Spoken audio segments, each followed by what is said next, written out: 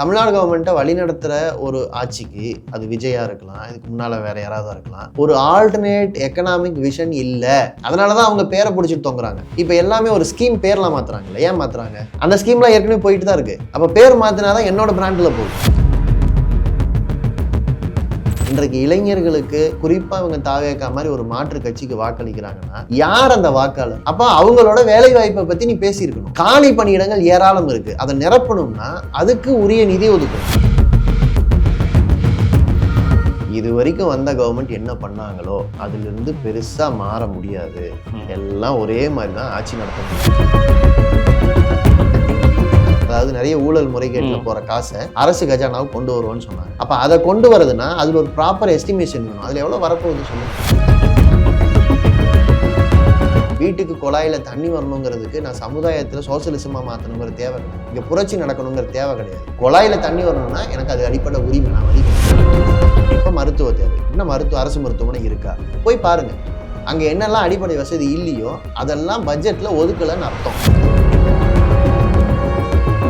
உறக்க பேசினர்களுக்கு வணக்கம். தொடர் 2026-27க்கான சட்டமன்ற பட்ஜெட், அதாவது தமிழ்நாட்டோட பட்ஜெட் வந்து லாஸ்ட் 2 டேஸாக வந்து அதுதான் விவாத பொருளாயிட்டு இருக்கு. அதை பற்றினா உங்களோட இன்ட்ரோடக்ஷனாக அதை பற்றின ஒரு பார்வையை சொல்லுங்கள். இல்லை, விஜய் ஆட்சிக்கு வந்து முதல் பட்ஜெட் ஒரு நல்ல பாடம்.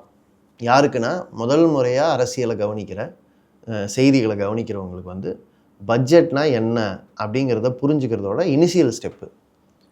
தமிழ்நாடு எவ்வளோ நிதி வச்சிருக்கு, அதை எதுக்கு எந்தெந்த திட்டங்களுக்கு எப்படி செலவு பண்ண போகிறாங்க, இது வரைக்கும் வந்த கவர்மெண்ட் என்ன பண்ணாங்களோ அதிலிருந்து பெருசாக மாற முடியாது. எல்லாம் ஒரே மாதிரி தான் ஆட்சி நடத்த முடியும் அப்படிங்கிறத சொல்கிறாங்க. ஏன்னா இப்போ நான் தாலிக்கு தங்கம்னு சொல்கிறேன்.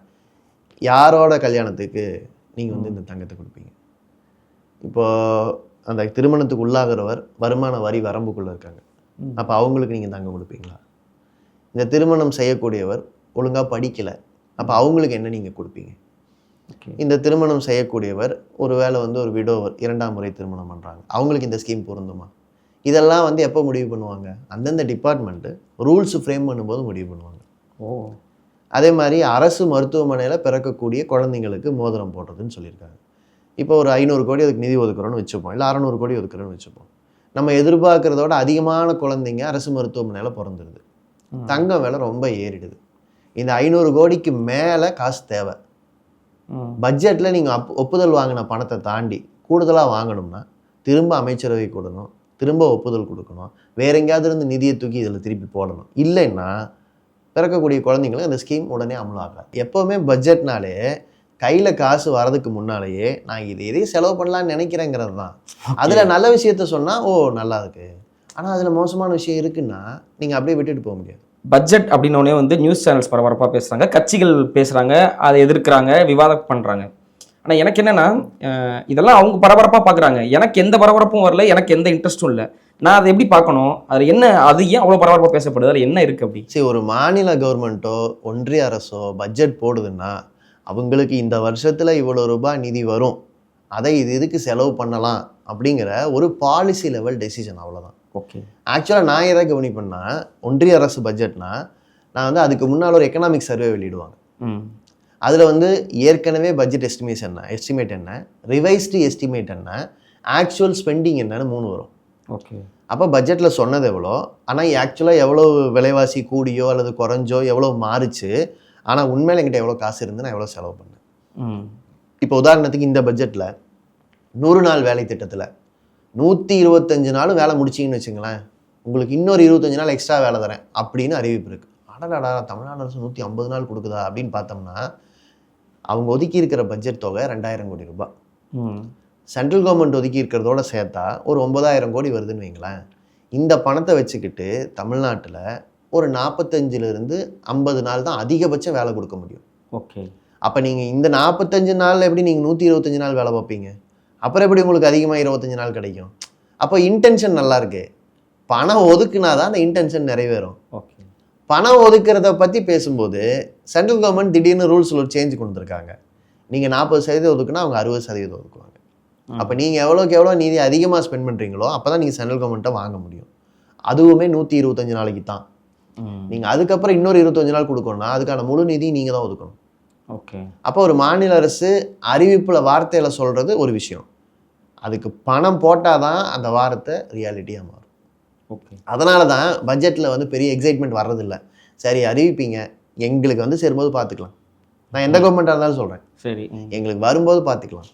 எங்கள் கை பொருளாவோ ஏதோ ஒன்று வரும்போது நான் அது என்னன்னு பார்த்துக்கிறேன். அது வரைக்கும் செய்தி, அது வரைக்கும் ரீல்ஸு, அது வரைக்கும் பரபரப்பு கவர்மெண்ட்டுக்கு அது தேவைப்படுது.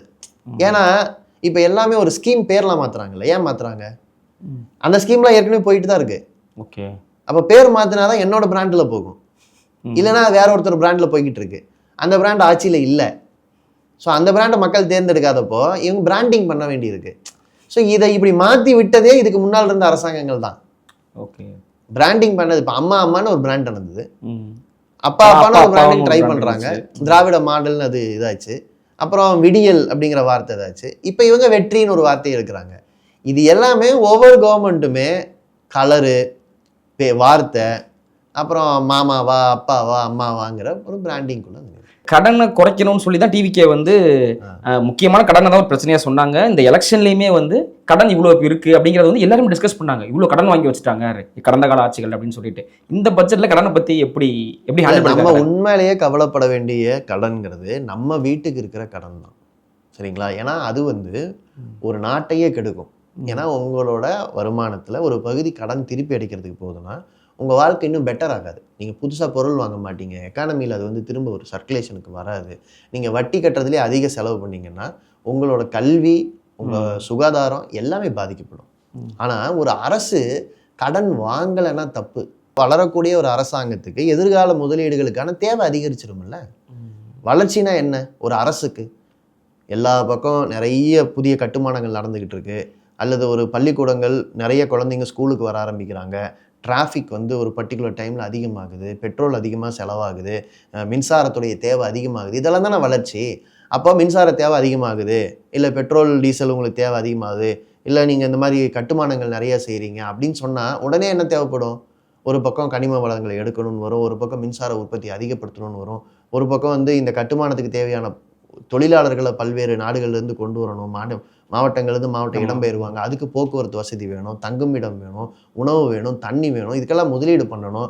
இனிமேல் தான் வரப்போகிற பணத்துக்கு நீங்கள் ஒரு 10 வருஷம் 15 வருஷம் முதலீடு பண்ணி வச்சிங்கன்னா தான் அந்த 15 வருஷம் கழித்து அந்த பணம் உங்களுக்கு வரவாக இருக்கும். இன்னொன்று அந்த வசதி அன்னைக்கு வந்து வளர்ச்சிக்கு தகுந்த மாதிரி இன்க்ரீஸ் ஆகிருக்கும். அப்போ நீங்கள் கண்டிப்பாக கடன் வாங்க தான் வேணும். அதை ரேஷ்னலாக பண்ணுறோமா, இல்லை தனியார் மூலதனத்துக்கும் தனியார் லாபத்துக்கும் அதை பண்ணுறோமா அப்படிங்கிற ஒரு விஜிலன்ஸ் மக்கள் இருக்கும். ஆனால் இந்த பட்ஜெட்டில் வந்து பப்ளிக் ப்ரைவேட் பார்ட்னர்ஷிப் அப்படிங்கிற ஒரு வாசகம் நிறைய இடத்துல நிறைய திட்டங்களில் வெளிப்படுது. அது என்ன பப்ளிக் ப்ரைவேட், அது என்ன சொன்னீங்க? அதாவது அரசு தனியார் கூட்டு. ஓகே. இப்போ உதாரணத்துக்கு நம்ம ஒரு ரோடு போடுறோம், அரசும் தனியாரும் கூட்டு சேர்ந்து ஒரு ரோடு போடுறோம், சுங்க கட்டணத்தை இத்தனை வருஷத்துக்கு வசூல் பண்ணிக்கலாம் அப்படின்னு தனியாருக்கு நம்ம வந்து அதை கொடுத்துட்றோம். அவர் வந்து பராமரிச்சிருவார் அப்படின்னு சொல்கிறோம். அவர் எத்தனை வருஷம் பராமரிக்கிறாரோ அத்தனை வருஷம் சுங்க கட்டணம் வாங்குறாருன்னு வச்சுக்கலாமே. இப்போ இதை வந்து பப்ளிக் ப்ரைவேட் பார்ட்னர்ஷிப்னு சொல்லுவாங்க. ஓகே. இப்போ அரசுக்கிட்ட வந்து என்கிட்ட போதுமான பணம் இல்லை, ரோடு போடணும், பராமரிக்கணும், ஒவ்வொன்றையும் நானே பார்த்துக்கிட்டு இருக்க வேண்டியிருக்கு.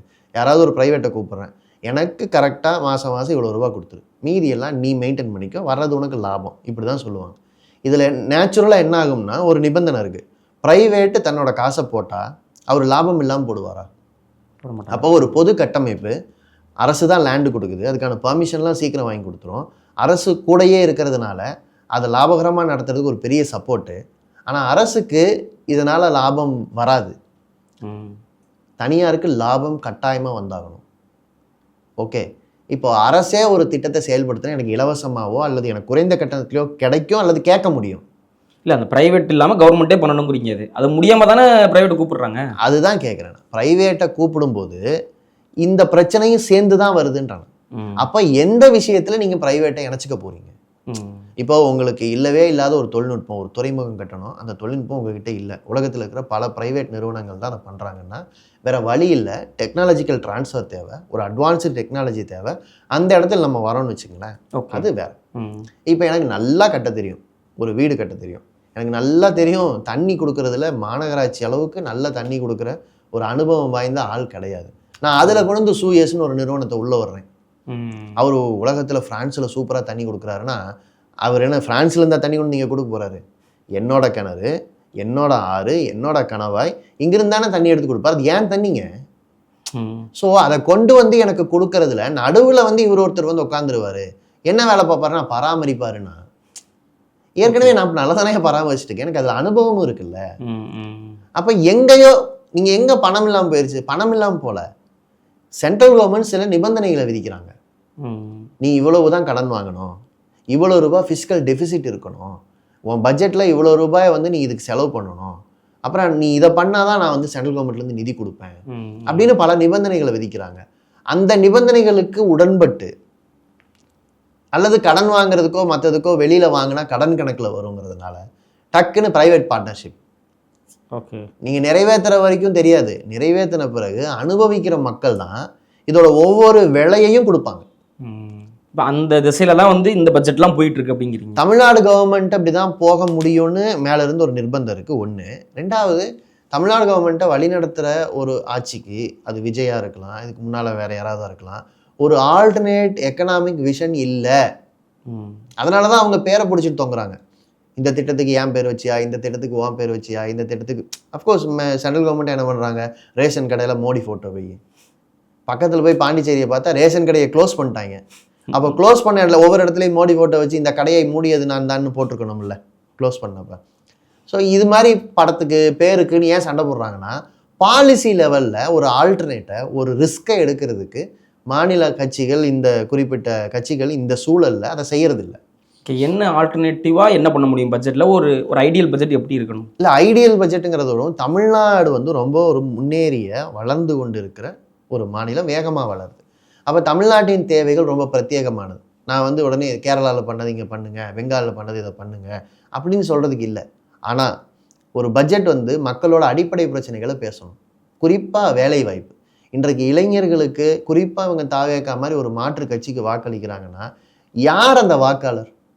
படிச்சுட்டு வேலை தேடி களத்துக்கு வந்து அதில் பல ஊழல் முறைகேடுகளை பார்த்து, ஏற்கனவே சொல்கிற சமூக நீதி ஏற்பாடுகள் அரசு துறை இல்லாததுனால காணாமல் போனதை பார்த்து, பிரச்சாரமெல்லாம் நல்லா இருக்குது, ஆனால் ஆல்டர்னேட் உங்ககிட்ட இல்லையே, எனக்கு வாழ்க்கைக்கு வாசல் திறக்கலையேன்னு வரவங்க.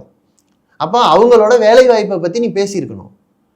காலி பணியிடங்கள் ஏராளம் இருக்குது, அதை நிரப்பணும்னா அதுக்கு உரிய நிதி ஒதுக்கணும், அந்த இடங்களுக்கு சம்பளம் கொடுக்கணும், அந்த இடங்களுக்கான பணி பாதுகாப்பை உறுதிப்படுத்தணும். அப்போ அதை பற்றின அறிவிப்பு இன்னைக்கு இன்ட்ரீம் பட்ஜெட் இப்போ முடியலன்னா சரி ஓகே, அடுத்த பட்ஜெட்டில் பண்ணுவேன்னு, அல்லது இதை நோக்கி தான் நான் போவேன்னு சொல்லணும்ல. இது முக்கியமானது. வேலை வாய்ப்பில், கல்வியில் உயர்கல்வித்துறை ஒரு பெரிய நெருக்கடியில் இருக்குது. அது இனிமேல் மானிய கோரிக்கையில் தான் தெரியும். பல்வேறு பல்கலைக்கழகங்களில் போதுமான ஆசிரியர்கள் இல்லை. ஆசிரியர்களே இல்லைன்னா உங்களுக்கு தேவையான வளர்கிற மாநிலம், உங்களுக்கு தேவையான இன்ஜினியர்ஸ் எங்கேருந்து கிடைப்பாங்க, ரிசர்ச் எங்கேருந்து நடக்கும், ஆராய்ச்சிகள் ஆய்வுகள் எங்கேருந்து நடக்கும், சமுதாயத்தை நீங்கள் எப்படி வந்து வழி நடத்துவீங்க, உங்களுக்கான அறிஞர்கள் எங்கேருந்து கிடைப்பாங்க? இது எல்லாத்துக்கும் பல்கலைக்கழகம் இன்னைக்கு வந்து அப்படியே நொறுங்குற நிலைமையில் இருக்குது. இதை பேசி ஆகணும். அதே மாதிரி மருத்துவத்தில் வந்து நம்ம ஒரு பெரிய முன்னேறிய மாநிலம், ஆனால் நம்முடைய மருத்துவ கட்டமைப்புக்கு ஒரு புனரமைப்பே தேவைப்படுது. ஏன்னா நீங்கள் மருத்துவர்களுக்கு போதுமான சம்பளத்தை பற்றி பேசுகிறோம், ஓய்வை பற்றி பேசுகிறோம், கட்டமைப்பே இங்கே வந்து கிராக் ஆகி நிற்கிது. பல மாவட்டங்களில், மாவட்ட மருத்துவமனைகளில் போதிய வசதிகள் ஏற்படுத்தவும் அதை பராமரிக்கவும் பணம் இல்லை. இப்போ அதே மாதிரி விவசாயத்துறையில் வந்து இயந்திர மையத்தை அதிகப்படுத்துவோன்னு சொல்கிறாங்க.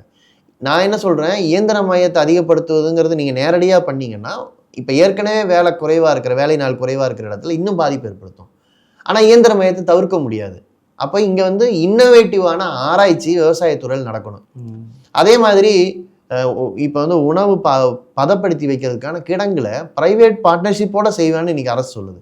நான் என்ன சொல்கிறேன், பல நகரங்களுக்கு காய்கறி தேவைக்கும் பல பொருள் தேவைக்கும் இது மாதிரியான கிடங்குகளை அரசே உருப்படியாக உருவாக்குனா விவசாயிக்கும் லாபகரமாக இருக்கும், அரசுக்கும் லாபம் கிடைக்கும். லாபகரமாகவே அதை இயக்க முடியும் ஒரு ப்ராப்பரான ஒரு அரசு கட்டமைப்பு இருந்தால். இப்போ இன்றைக்கி அரிசி விலை ஏறி இருக்குது, நம்ம அரிசி இத்தனைக்கும் ரேஷனில் இலவசமாக கொடுக்குறோம், அரிசி விலை ஏன் ஏறுது? அப்போ எங்கேயோ ஒரு இடத்துல ஒரு மிஸ்கனெக்ஷன் இருக்குது. இந்த மாதிரி விஷயங்களை அட்ரஸ் பண்ணணும். அதே மாதிரி உள்ளாட்சிக்கு நம்ம கொடுக்குற நிதி பத்தாது, கூடுதல் பண்ணணும். இப்போ இதுக்கெல்லாம் பண்ணணும்னு நம்ம அதிகப்படுத்துன்னு சொல்லும்போது ஒரு கேள்வி என்ன வரும்னா, காசு எங்கிருந்து வரும்? அங்கதான் ரெண்டு விஷயம். லீக்கேஜை அடைப்போன்னு சொன்னாங்க, அதாவது நிறைய ஊழல் முறைகேட்டில் போகிற காசை அரசு கஜானாவை கொண்டு வருவோன்னு சொன்னாங்க. அப்போ அதை கொண்டு வரதுன்னா அதில் ஒரு ப்ராப்பர் எஸ்டிமேஷன் வேணும். அதில் எவ்வளோ வரப்போகுது சொல்லுங்கள், பட்ஜெட்டில் அது இல்லைல்ல. ஊழல் முறைகேடுகளால் சலுகைகளாக அல்லது பல்வேறு விதங்களில் வந்து பணம் அரசுக்கு வராமல் மடைமாறினதை இவ்வளவு கோடிகளை இப்படி கொண்டு வர போகிறோம் அப்படிங்கிற ஒரு ஒரு ஒரு டார்கெட்டட் மிஷன் தேவைப்படுது ஒன்று. ரெண்டாவது, வரி அல்லாத வருமானங்களில் குறிப்பாக கனிம வளம், ஆற்று மணல், ஜல்லி, குவாரிகள், கனிம சுரங்கங்கள் இதில் எல்லாம் இருந்து வரக்கூடிய வருமானத்தை ப்ரைவேட் அள்ளிட்டு போயிட்டுருக்காங்க. அப்போ அந்த இடத்துல ப்ராசஸிங்கில் மற்றதில் அரசு முதலீடு இருந்ததுன்னா அரசுக்கு கூடுதல் வருமானத்தை கொண்டு வர முடியும். அதுலேயும் ஒரு டார்கெட்டடான ஒரு ஒரு அறிவிப்பு தேவைப்படுது. இது மாதிரி நிறைய சொல்லலாம்.